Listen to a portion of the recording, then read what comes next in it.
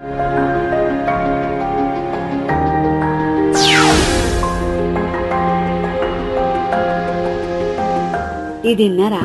మన రేవంత్ అన్న మహిళా సంఘాలకు ఎన్నో చేస్తున్నాడు.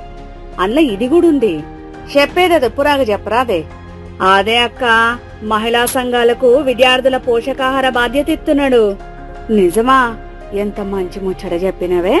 ఇన్నాళ్ళు చదువు సంధ్య లేదు, వంట తప్ప ఏం లేదు, మాకే ఉంటదిలే అనుకున్నా. అవునవును, ఎక్కడెక్కడెత్తున్నారు?